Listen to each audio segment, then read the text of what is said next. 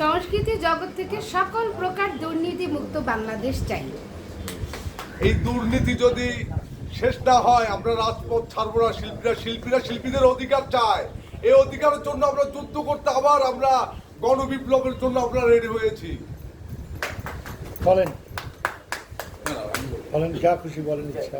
হ্যাঁ, আমাদের যে অনেক দিন যাবত দুর্নীতি চলছে লং টাইম, এটার একটি সলিউশন আমাদের বড়রা করবে, তাদের পেছনে আমরা আছি ইনশাআল্লাহ। দাদা বলেন দুর্নীতিমুক্ত বিটিভি চান? হ্যাঁ, দুর্নীতিমুক্ত বিটিভি এবং দুর্নীতিমুক্ত শিল্পী সমাজ এটা সবার কাঙ্ক্ষিত একটা বিষয় এবং এটা অবশ্যই করতে হবে। বাংলাদেশের সংস্কৃতিকে বাঁচাতে হলে এটার কোনো বিকল্প নেই। ধন্যবাদ। বন্ধু উপক আমারও একই প্রশ্ন। আমরা দুর্নীতিমুক্ত সংস্কৃতি চাই, সবার সম অধিকার থাকুক, আমরা সুন্দরভাবে সংস্কৃতি শিল্পীরা আমরা বেঁচে থাকতে চাই, আমরা কাজ করতে চাই এবং আমরা আরও সামনে এগিয়ে যেতে চাই।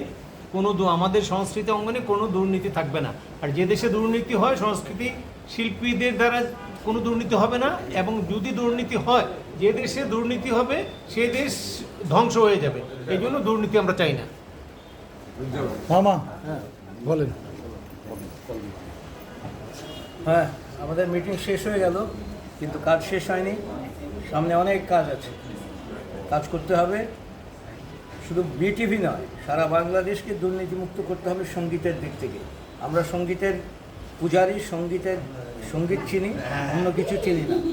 যে যেদিকে আছেন সে সেদিকে দুর্নীতিমুক্ত করেন, পাপমুক্ত করেন, সুন্দরভাবে দেশ চলবে, সোনার বাংলাদেশ গড়ে উঠবে। হাসিম ভাই বলেন।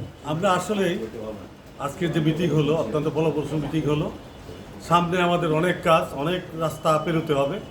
বিটিভিকে দুর্নীতিমুক্ত করতে হবে, দুর্নীতিবাজদের বিচারের আওতায় আনতে হবে এবং যে লুটপাট তারা করেছে সেই সম্পদকে অবশ্যই আমরা এই সরকারকে সাধুবাদ জানাবো। এই সম্পদকে দেশে ফেরত এনে শিল্পীদের জন্য ব্যয় করার জন্য। ধন্যবাদ সবাইকে। কিশোরদা। বাংলাদেশ টেলিভিশন সহ সংস্কৃতি মন্ত্রণালয়ের যেগুলো প্রতিষ্ঠান আছে, কোনো প্রতিষ্ঠানেই যেন কালো তালিকা না করতে পারে শিল্পীদের, সেটার জন্য জোর আন্দোলন চালাচ্ছে। থ্যাংক ইউ কামাল ভাই। যা ইচ্ছা বলেন। এই সংগ্রামে আমি সম্পৃক্ত, এর জন্য আমি এটাকে ধন্য মনে করি। আমরা শিল্পী হিসেবে একটা সুন্দর সুষ্ঠু গানের পরিবেশ চাই, একটা সুন্দর দুর্নীতিমুক্ত বাংলাদেশ টেলিভিশন চাই। সোহেল ভাই, কিছু বলেন। হ্যাঁ 10 সেকেন্ড বলেন। বলেন ক্যামেরা পার দিকেই আছে। বলেন বলেন। আসসালামু আলাইকুম। আমি চাই সবাই কাজ করুক, সবাই ভালো থাকুক এবং টেলিভিশনটা সবার জন্য উন্মুক্ত হোক এবং বাংলাদেশের সংস্কৃতি সবার জন্য উন্মুক্ত হোক এবং শুদ্ধ সংস্কৃতির চর্চা হোক। সবাই ভালো থাকেন, সবার জন্য দোয়া। Thank you. আপু। আসসালামু আলাইকুম। আমার বক্তব্য হচ্ছে, বাংলাদেশ সংস্কৃতি অঙ্গনের মধ্যে অনেকেই আছে যোগ্য ব্যক্তি হয়েও তারা যোগ্য স্থান পাচ্ছে না।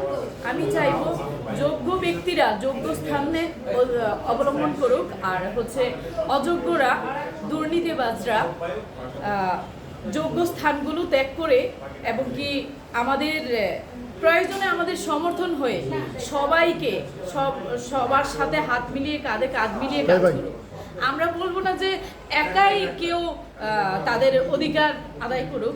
আমরা চাই সবার অধিকার থেকে সবাই যেন সবার অধিকারটা পায়। Thank you.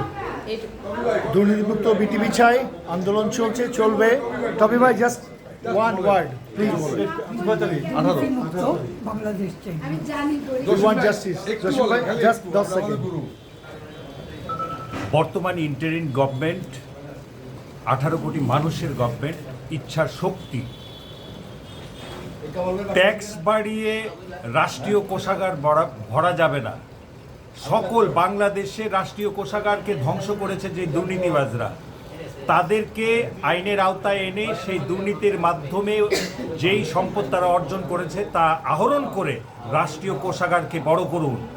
তাহলে আমার বিশ্বাস যে আগামী 10 বছর বাংলাদেশের এর চাইতে বড় বাজেট দিতে কোনো অসুবিধা হবে না।